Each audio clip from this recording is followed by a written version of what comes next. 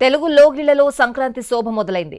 భోగభాగ్యాల సిరులు నింపే భోగి వచ్చేసింది. ఊరువాడ అంతా ఏకమై భోగి మంటలు వేస్తూ సందడి చేస్తున్నారు. ఇళ్ల ముందు రంగవల్లులు, హరిదాసుల కీర్తనలతో తెలుగు వెలుగులు వెరబూస్తున్నాయి.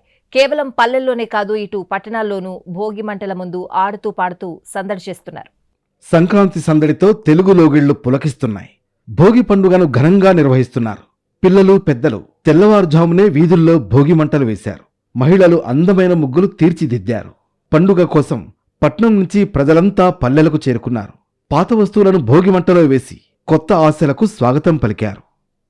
3 రోజుల సంక్రాంతి సంబరాల్లో తొలి వేడుక భోగి. హేమంత ఋతువులో సన్నటి మంచు తెరల్ని అదిలించుకుంటూ ఆ మంటలు నులివెచ్చగా అలముకుంటాయి.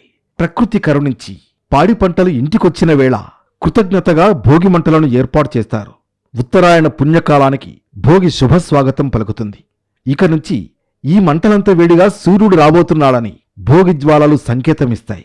పాత వాటిని అగ్నికి సమర్పించి కొత్త అనుభూతికి స్వాగతం పలకడమే భోగి పరమార్థం. అందుకే మంటల్లో పాతవన్నీ అగ్నికి ఆహుతిస్తారు.